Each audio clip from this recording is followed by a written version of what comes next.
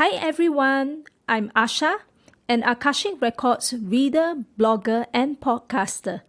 In this series, we will demystify the Akashic Records by bringing to you bite-sized contents on frequently asked questions relating to the Akashic Records. We will also explore topics relating to spirituality, as well as practical application, learnings, and reflections in the Akashic Records. My Akashic Masters are very excited to join us in this journey. We send much love, light, and blessings to all. Welcome to episode 26 on my vegetarian journey, Seeking Joy from Within. I didn't grow up as a vegetarian. For 30 years of my life, I was an omnivore, and I certainly enjoyed consuming meat. Back then, it didn't even cross my mind that I will ever be a vegetarian. Just the word vegetarian sounded so restrictive and inflexible to me. In a society where we are surrounded by omnivores as the norm. For a few years of my working life, I was deeply attracted to gym life in a bid to counter work stress and cut those flaps. I was quite a hardcore gym goer, as I squeezed in almost every bit of free time to attend fitness classes like kickboxing, HIIT exercises, or even carrying weights in the gym. For gym goers, everyone yearns for a lean and toned physique.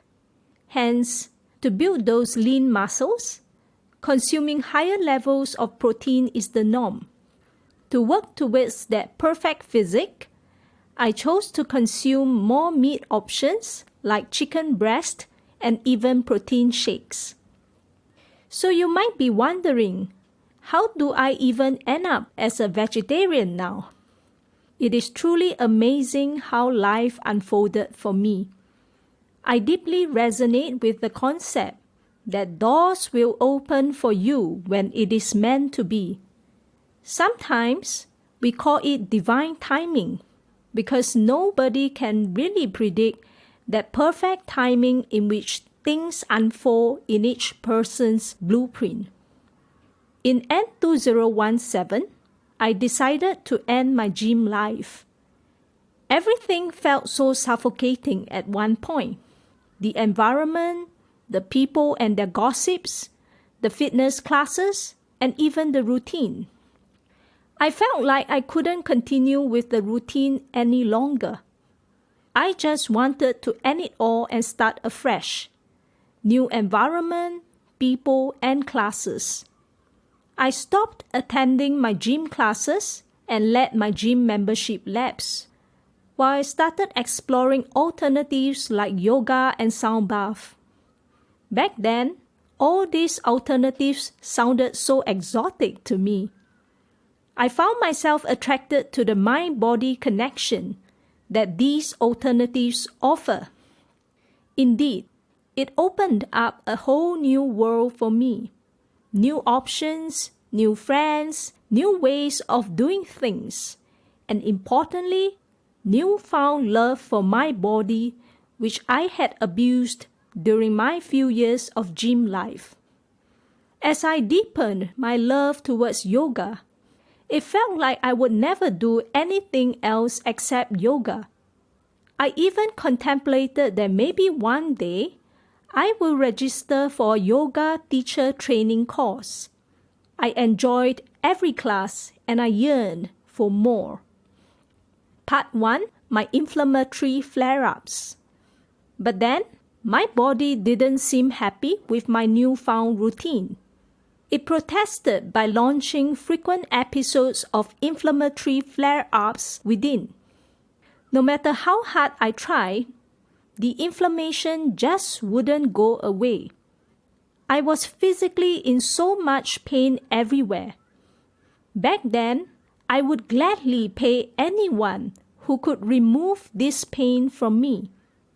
With the inflammatory flare-ups, I sometimes lose my appetite for a few days, and I would feel very exhausted. When I consulted my specialist for my autoimmune condition, the only solution he could think of was prednisolone, also known as steroids. In fact, there was once my inflammation was so bad that I had red webs all over my arms and legs, and I had to take steroids for a few weeks for it to subside. I had an earlier experience with steroids in my junior college days when I was first diagnosed with the autoimmune condition. All I could recall was the destruction it caused to my body in the form of weight gain, and I was forced to give up rigorous activities like martial arts that I loved. I didn't like steroids. I didn't want steroids to be my only backup plan when my inflammation recurs each time. Part 2. Discovering Reiki in my life. That same period, the word Reiki appeared everywhere to me. In the mystical South Bath place, I saw a few one-hour classes on Introduction to Reiki, where participants would be given a temporary Reiki attunement and experience how a Reiki healing feels like. That was really something new to me. Was it some placebo effect floating around with this Reiki hype? Were people so gullible that they simply trusted everything? Was it even scientifically proven and accepted as mainstream medicine? What was their basis for claiming that Reiki works? It sounded nonsensical to me. Yet my body, with all the inflammation, desperately wanted to give it a try. I chanced upon a Reiki yoga class on ClassPass and decided to give it a go. I told myself that if I could sense some energies in whatever form, I would immediately register for a Reiki 1 workshop nearby. Next I know, I registered for 2 days Reiki 1 workshop nearby. With the Reiki attunement, I wasn't a convert immediately. I simply kept trying.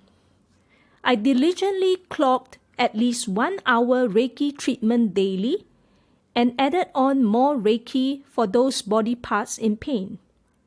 After a while, I realized that no matter how exhausted my body was, Reiki always has this low-profile way of replenishing my energy back. The Reiki energies were barely noticeable, yet there was truly something more than mere placebo effect. Given how painful my inflammatory flare-ups were, how did the pain even subside after 1 hour of putting my hands all over my body? Then I started observing colors in my inner eye and sudden gushes of energies from nowhere. Yet the most amazing and unexpected change that Reiki brought on to my life was my total change in taste buds. I used to adore meat. I couldn't enjoy each meal without meat. After the Reiki attunement, I couldn't swallow meat anymore. The first time I tried one of my favorite chicken at a salad bar, my stomach churned in protest for a few hours, and I felt so nauseous. The next time I tried meat again, at a course with catered lunch, I totally regretted. I felt so nauseous that I told myself that I am not touching meat anymore. And so my vegetarian journey began, almost without a choice. If I had to eat, the food must be vegetarian, because my stomach simply couldn't accept any meat. It wasn't as if I loved my vegetarian food. I just had no choice, and I needed to eat something daily to sustain my life. For almost 2 years of my vegetarian journey, it wasn't entirely an enjoyable experience. On a deeper level, I wasn't happy that I was this odd one out at home, banished with a solo vegetarian diet that nobody fancied. To add fuel to the flame, my dad continued to rave about how enjoyable his meals were with meat included, and often absent-mindedly asked me if I wanted some meat. Part 3. Further switch to a largely organic vegan diet. This year, I started switching to a largely organic vegan diet for better health. That means I had to cut out the unhealthy vegetarian options such as processed or frozen food, deep-fried food, food and desserts with high sugar content, etc. I also had to cut out eggs, dairy, and honey from my diet. It was such a drastic change. Most of my meals had to be revamped to fit into this newfound diet.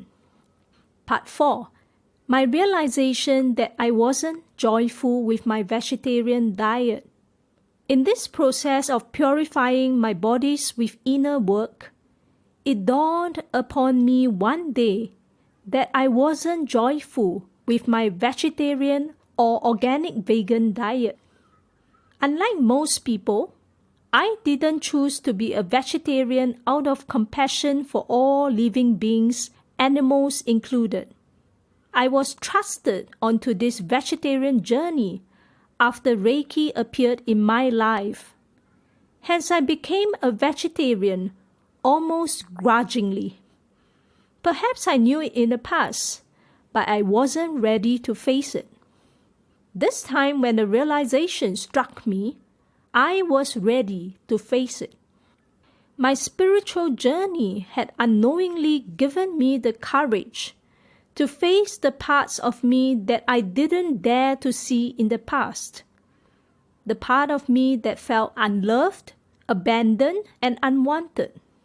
The part of me that travels back to the primary school memories of swallowing down tears while flipping books alone in a quiet section of the library that nobody visits. The part of me that hates to be the odd one out, that yearns to fit in with the rest, the part of me that feels unworthy and inferior when compared with the rest. As my spiritual journey unfolds, I realize that it brought to me a newfound gentleness that I never observed within myself. The feminine energies of love and compassion for myself and my inner children. The part of me that genuinely cares when my inner children do not feel joyful. The part of me that bothers to think of creative ideas to help myself and my inner children feel joy again. Be it exploring new experiences like calligraphy, 笛子, also known as Chinese flute, jogging, and even allocating free play time each week, just to spark joy. Part 5. Exploring free play time after work. Heeding the advice of my feminine self, I decided to indulge in free play time after work one day, just to do what my inner children yearn to do. My inner children suggested for me to pack mantos, which are steamed dough with fillings like red bean, pumpkin, black sesame or yam in it for the family. They like it when others around them are happy. So I headed out to pack these mantos. As it was late, I decided to eat my dinner outside as well. I ordered what I thought I used to fancy at a vegetarian cafe. Interestingly, after more than a year since my last visit, I realized that I no longer craved for the same kind of food. In fact, as I ate each mouthful of food, I was reminded of how lucky I am that my mom bothers to whip up customized, organic vegan meals for me. Simple, nourishing, and cooked with so much love. At that moment, it dawned upon me that I was the luckiest person on earth to enjoy home-cooked meals, which are so lovingly prepared with good quality organic ingredients that no amount of money can buy. How blessed I was and I am. With this newfound realization, I brought home my newfound joy and appreciation for my home-cooked organic vegan meals. I stopped comparing my meals versus my dad's meals. I stopped getting triggered by my dad's remarks of how good the chicken or fish tasted. I learned to bless each meal, to give me the life force that I need to power me through each day. I learned to bless the kind souls that made each meal possible for me. From the farmers to logistic companies to supermarkets to my mom to the gas or electricity or water suppliers taken for granted, to all employees and so on. After mindfully recalling these blessings, I enjoy each mouthful of food as it is. It feels amazing to witness these baby steps of progress within me. Part 6. Sharing Master's thoughts with everyone. Dear children, each of us have our own set of struggles in life. There is no struggle too small or frivolous to go unnoticed. We are here to support you as you embark on your own journey to heal and release. May you be courageous and one day center into the joy that already exists within you.